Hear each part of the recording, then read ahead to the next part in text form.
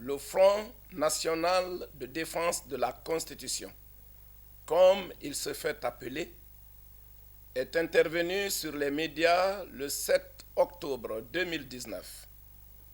et dans sa déclaration, après avoir appelé le peuple de Guinée à se mobiliser massivement et partout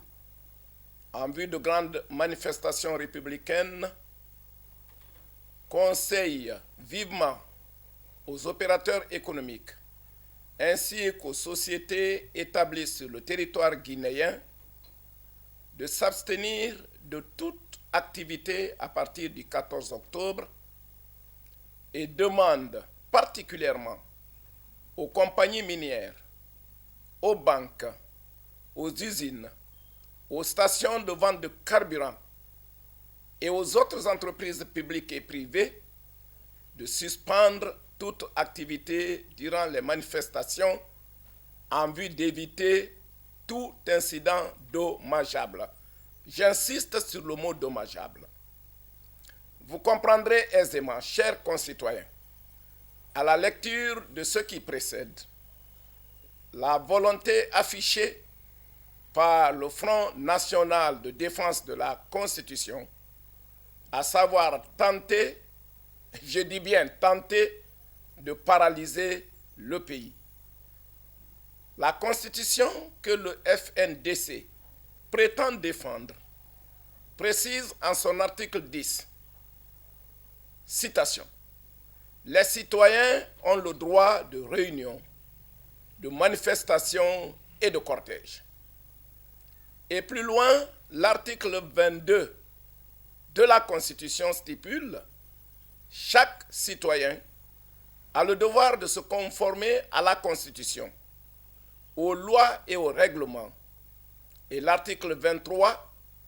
confère à l'État la responsabilité d'assurer la sécurité de chacun et de veiller au maintien de l'ordre public. Le FNDC, par cette déclaration, outre le fait d'affranchir ses membres de la loi, constitue une menace ouverte à la paix et à la sécurité de notre nation. Le gouvernement guinéen,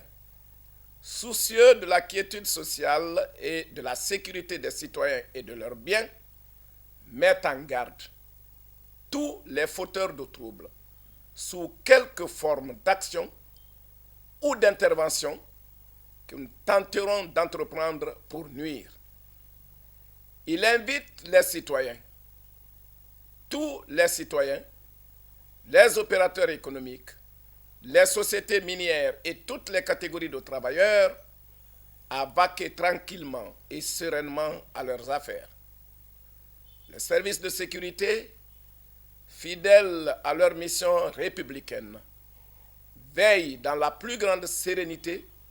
sans cependant céder la moindre fraction de seconde ou le moindre centimètre carré au règne de l'anarchie. Nul ne peut dénier au peuple de Guinée son droit inaliénable de se prononcer sur la réorganisation des pouvoirs publics et des libertés fondamentales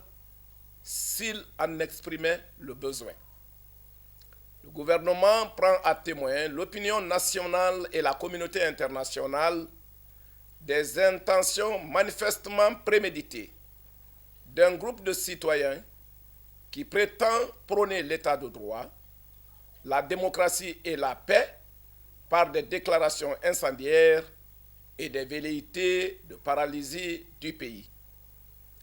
Le gouvernement tient à rappeler que récemment,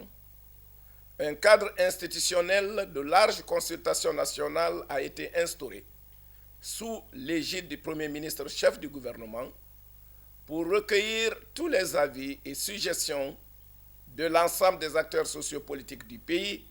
sur les sujets de préoccupation nationale. Le gouvernement guinéen, fort de ses prérogatives régaliennes, rassure le peuple de Guinée